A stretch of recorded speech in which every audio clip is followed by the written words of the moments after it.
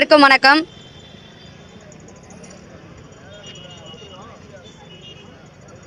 எல்லாருக்கும் வந்துள்ள பெண்கள் எல்லாருக்கும் மகளிர் தின வாழ்த்துக்கள். ஒரு பெண்களாக இன்றைக்கி நம்ம இங்கே ஒன்று கூடி பேச வேண்டிய ஒரு சூழல் முக்கியமாக என்னென்னா, இன்றைக்கி பாலியல் ரீதியாக பாதிக்கப்பட்ட இன்றைக்கி தமிழ்நாட்டில் அதிகமாக வட மாநிலத்தில் தான் பாலியல் ரீதியாக பிரச்சனைகள் அதிகமாக இருந்தது. ஏன்னா அங்கே ஒரு ஆரியமும் ஒரு ஏகாதிபத்திய அரசியலுக்கான பெண்களுக்கு பெண் அடிமை என்ற ஒரு ஆணாதிக்க சிந்தனை உள்ள வட மாநிலத்தில் தான் பெண்களுக்கு எதிரான பாலியல் வன்கொடுமைகள் அதிகமாக இருந்தது. அந்த அரசு அதை கண்டிக்கல. அதே தொடர்ச்சியாக இன்றைக்கி தமிழ்நாட்டில் முன்னாடிலாம் இப்படி ஒரு பாலியல் ரீதியான பிரச்சனைகள் கிடையாது. ஆனால் இப்போ தொடர்ச்சியாக இப்போ இந்த 2-3 ஆண்டுகளுக்கு தொடர்ச்சியாக என்னென்னா பாலியல் ரீதியாக பிரச்சனைகள் தொடர்ச்சியாக எல்லா இடத்துலையும் இருக்குது. நம்ம ஊரில் இருக்குது.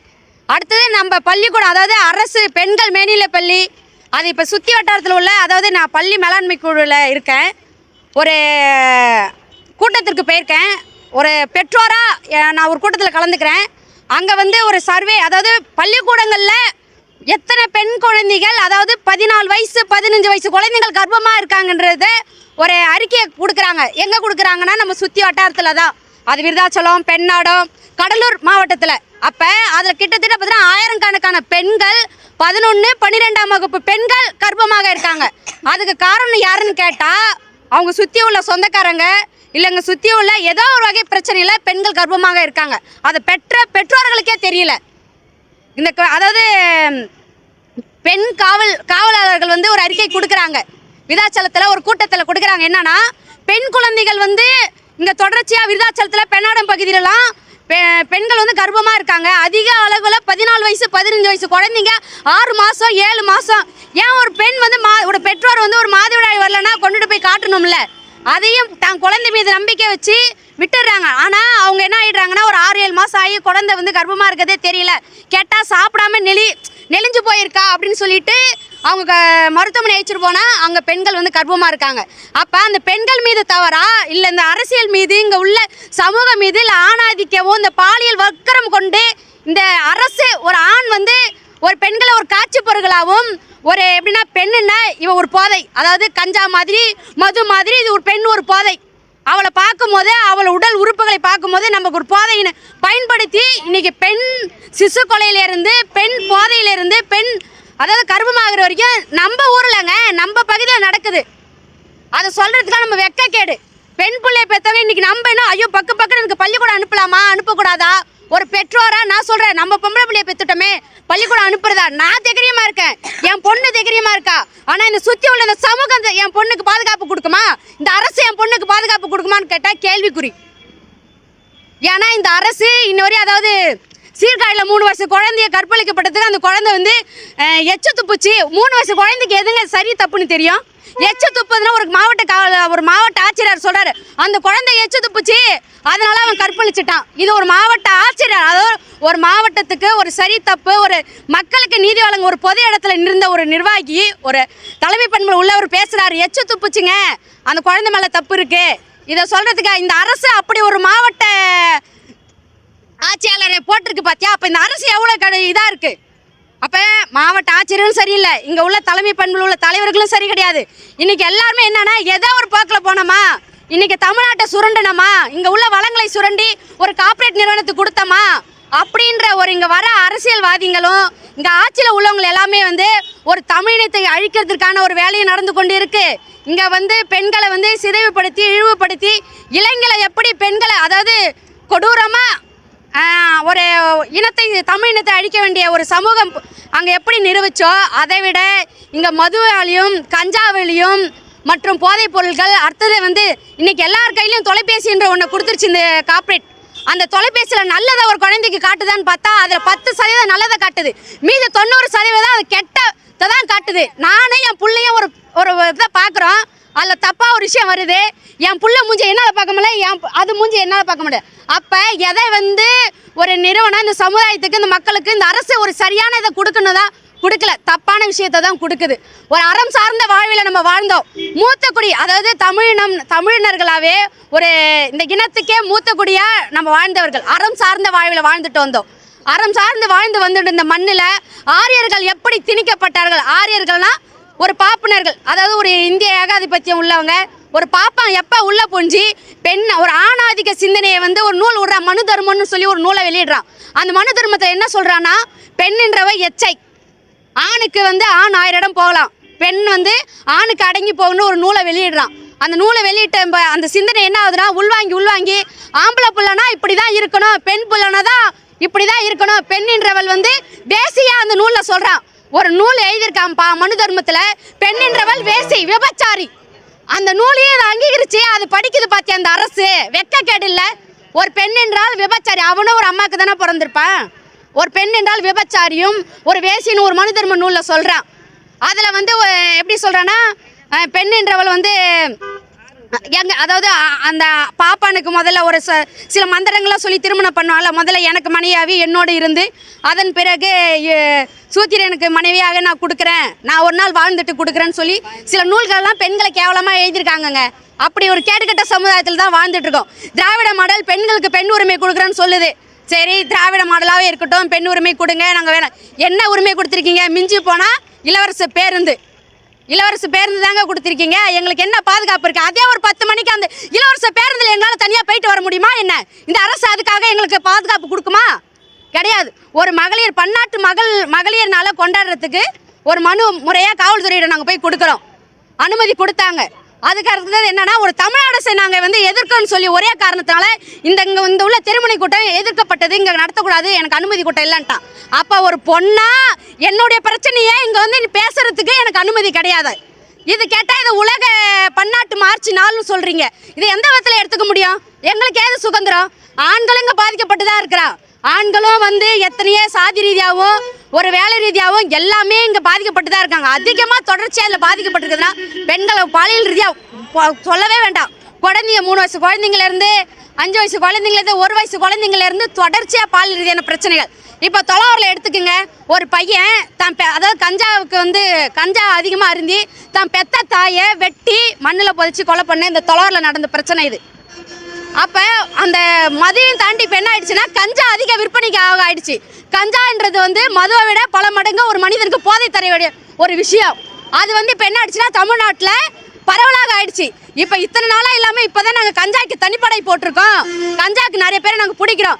ஏன் பெரிய இதில் உள்ள அரசியல்வாதிகளுக்கெல்லாம் தெரியாதா?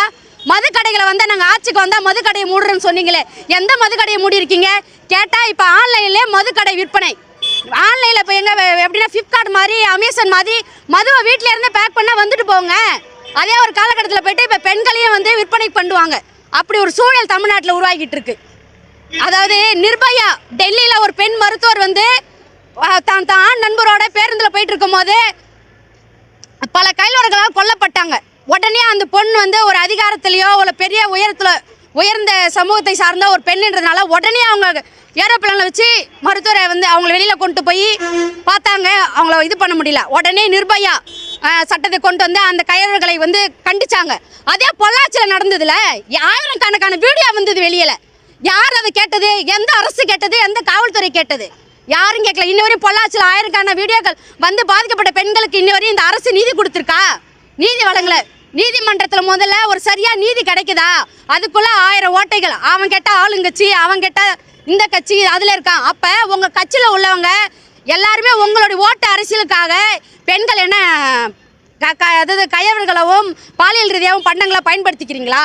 சொல்லுங்கள். கேட்டால் பெரியார், அதாவது திமுகவில் சொல்லிடுங்க, பெண்ணுக்கு ஆணுக்கு சமம். நான் வந்து இன்னைக்கு பெரியாரை குற்றச்சாட்டு சொல்கிறீங்க. பெரியார் பெண்ணடிமை பேசுகிறாருங்க, நான் இல்லைன்னு சொல்ல வரல. பெண்களுக்கு முக்கியத்துவம் கொடுத்தாரு. இன்றைக்கி திமுக அரசு இதெல்லாம் சொல்லிக்கிட்டு நான் பெண்களுக்கு முக்கியத்துவம் தரேன்னு சொல்கிறீங்கல்ல. 3 வயசு குழந்தை கற்பழிச்சது, அதுக்கு என்ன தண்டனை கொடுத்தீங்க? இன்னி வரையும் கொடுக்கல.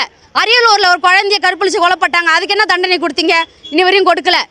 அதேமாதிரி இப்போ பாண்டிச்சேரியில் அதாவது சொந்தக்காரங்களாக ஒரு 5 வயசு குழந்தை வந்து பாதிக்கப்பட்டது, என்ன கொடுத்தீங்க? கொடுக்கல. அப்போ தொடர்ச்சியாக இங்கே பிரச்சனை நடந்து போயிட்டே இருக்குது. நாளைக்கு எனக்கும் பிரச்சனை நடக்கும். என்ன கேட்கறதுக்கு இங்கே யாரும் கிடையாது.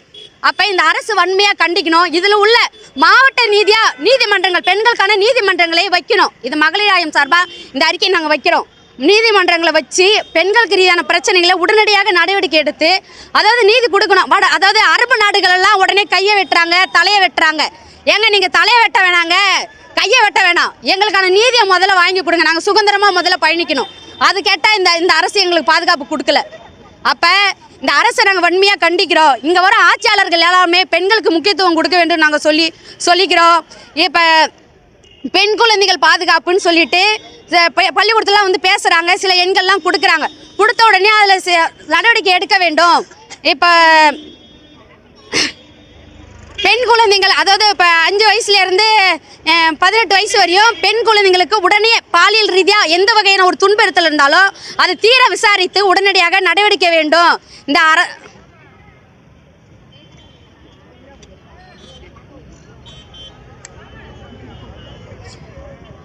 பாதிக்கப்பட்ட சிசு, அதாவது 1 வயசு குழந்தைங்க, 5 வயசு குழந்தைங்கலாம் இப்போ நம்ம கடலூர் மாவட்டத்தில் பாதிக்கப்பட்ட ஏராளம் குழந்தைங்கள் இருக்குது. அறிக்கை கொடுத்தா நம்மளுக்கு தான் வெட்கக்கேடு, இந்த அரசுக்கு தான் வெட்கக்கேடு. அதை உடனடியாக இந்த அரசு நீதி கொடுக்க வேண்டும். இதை உடனே அவங்க செவிலில் போட்டு நீங்கள் வர்றது வந்து பெண்களுக்கு முதல்ல பாதுகாப்பு கொடுத்து அதுக்கான சட்டத்தை, இங்கே 1000 சட்டங்கள் இருக்குது. போக்சோ சட்டம் கொண்டு வந்தாங்க, நிர்பயா சட்டம். எந்த சட்டம் வந்து குழந்தைங்களை பாதுகாக்குதுன்னு கேட்டால் கிடையாது. ஆனால் ஒரு 2 நாள் பேசுகிறாங்க, ஊடகங்களில் பேசுகிறாங்க, பரப்புகிறாங்க. யாருக்கு நீதி கிடைச்சிருக்குன்னு பார்த்தா யாருக்குமே நீதி கிடைக்கல. சரியான நீதி கிடைச்சிருக்கா? யாருக்காவது சரியான நீதி கிடைச்சிருக்கான்னு இந்த அரசியல்வாதிகளும் உங்கள் தலைமையில் உள்ளவங்களும் ஒருத்தவங்க சொல்லுங்கள், நான் கேட்டுக்கிறேன். அதாவது வட மாநிலத்தில் தான் பெண்களை ஓட விட்டு, ஒட்டு துணி இல்லாமல் ஓட விட்டு அதை அப்படியே சாதாரணமாக போடுறாங்க காணொலியில். அதையும் பார்த்துட்டு தான் போயிட்டுருக்கோம். அப்போ உலக நாடு முழுக்க உள்ள எல்லா பெண்களுக்குமே பிரச்சனைகள் இருக்குங்க. எல்லாருமே ஒவ்வொரு நாளும் ஒவ்வொரு பிரச்சனையை சந்திச்சுக்கிட்டு தான் இருக்கும். திருமணம் ஆன, அதாவது கணவரை இழந்த பிறகு இப்போ இந்த கள்ளக்குறிச்சிக்கு பக்கத்தில் வந்து ஒரு பால் எடுக்க போன பொண்ணை வந்து ஒரு விதவை, அவள் பால் கொண்டு போய் அன்றாட வாழ்க்கைக்காக போயிருக்காங்க. பால் கொடுத்துட்டு வரும்போது ஒரு கையாளர்களால் கற்பழிக்கப்பட்டு கொண்டு வீசப்பட்டுட்டாங்க. அதை மாதிரி வீசப்பட்ட அந்த குழந்தை, அந்த பொண்ணுக்கு பிறந்த குழந்தைங்களை இந்த சமூகம் எப்படி பாதுகாக்கும்? இதுக்கு உடனே அந்த அரசு நடவடிக்கை எடுத்துருக்கணும்ல. வட மாநிலத்திலேருந்து வந்தவன் கட்டணம் விழுந்துவிட்டா அவனுக்கு 15 லட்சம் 10 லட்சம் நிதி கொடுக்குற அரசு, இங்கே உள்ள தமிழ் பெண் கற்பழிக்கப்பட்டு கொல்லப்பட்டா அவளுக்கு நிதி கொடுத்துருக்கணும், அவளுக்கான பாதுகாப்பை கொடுத்துருக்கணும்ல அந்த அரசு. ஏன் கொடுக்கல? அப்போ இது மாதிரி பல கேள்விகள் இருக்குது. இந்த கேள்விக்கெல்லாம் அரசு கண்டிப்பாக இந்த வரும் ஆட்சியாளர்கள், தமிழ் தேசிய பேருக்கும் சரி, மகளிர் ஆணையம் சார்பாக எங்கள் கோரிக்கைகளே சட்டத்தை வலுப்படுத்துங்க. நிர்பயா சட்டம் என்றது வந்து உயர்வு சாதியில் உள்ள பெண்களுக்கும் ஒரு ஏகாதிபதியத்தில் உள்ள பெண்களுக்கும் கிடையாது. எங்களை மாதிரி சராசரி பெண்களுக்கும் பெண் குழந்தைகளுக்கும் அந்த நிர்பயா சட்டத்தை கொண்டுட்டு வாங்க. அதை வலியுறுத்துகிறோம். குடும்பங்களாகவும் கூட்டாகவும் நம்ம பயணிக்கணும். ஏன்னா இன்றைக்கி குடும்ப ரீதி என்ற சிதவை உடச்சி அவன் தனித்தனியாக பிரித்து நம்மளை வந்து பாதிப்புக்கு ஏற்படுத்திக்கிட்டு இருக்கிறாங்க. அதெல்லாம் சிதைச்சிட்டு நம்ம வந்து இனி இந்த எங்கள் மகளிர் ஆயம் எங்கள் பகுதியில் உள்ள மதுக்கடைகளை அகற்றணும். இப்போ கஞ்சா சார்ந்த எல்லா பிரச்சனையுமே நாங்கள் அகற்றிட்டு இருக்கோம். இன்றைக்கி மாணவர்கள் 18 வயசு 10 வயசு குழந்தை சிகரெட் குடிக்குது, மது பாதிக்கு உள்ளாகுது, எல்லா விஷயங்கள் நடந்துகிட்ருக்கு. இது அரசாங்கத்துக்கும் தெளிவாக தெரியும். இது தெரிஞ்சு நம்ம ஏன் பார்த்துக்கணுன்னு இது மேல்படுத்தி போயிட்டு தான் இருக்குது. ஏன்னா அவன் அறிவு சார்ந்து வளர்ந்துட்டா அது பிரச்சனை. ஏன்னா அவன் சம்பாதிக்கணும், அதுக்காக யாரும் இங்கே வளரக்கூடாது. அவன் ஆதாயம் காண்டுக்கணும். ஏன்னா இங்கே வந்து தமிழ்நாட்டை ஆளுவது ஒரு தமிழனா பார்த்தா கேள்விக்குறி. ஏன்னா நீங்கள் தமிழ் ஆள் இல்லை. இன்றைக்கி தமிழ்நாடுன்றது ஒரு கலப்பின நாடமாக ஆயிடுச்சு. யாரை வேணாலும் வரலாம், யாரை வேணாலும் கற்பழிக்கலாம், யாரை வேணாலும் கஞ்சா அடிக்கலாம், யாரை வேணாலும் வெட்டி கொலை பண்ணலாம், அது காணொலியில் போடலாம், கடந்து போயிட்டே இருக்கலாம். அதுதான் இன்றைக்கி தமிழ்நாடு வந்து வந்தேரிகள் வரவர்களுக்கான நாடாயிடுச்சு. அதை நாங்கள் ஒட்டுமொத்தமாக எதிர்க்கிறோம். இதை எதிர்த்துட்டு இந்த மார்ச் 8 மகளிர் நாளில் பெண்களுக்கான சட்டத்தை சரிப்படுத்தி நிலைப்படுத்தி சட்டம் கொண்டுட்டு வந்தால் போதாது. நீதிமன்றங்களில் மாவட்டமாக பெண்களுக்காக தனி ஒரு நீதிமன்றங்களை வச்சு பெண் விசாரணை பண்ணி நடவடிக்கை எடுக்க வேண்டும் என்று சொல்லி மகளிர் சார்பாக கேட்டுக்கொள்கிறேன். வாய்ப்பு கொடுத்ததுக்கு நன்றி.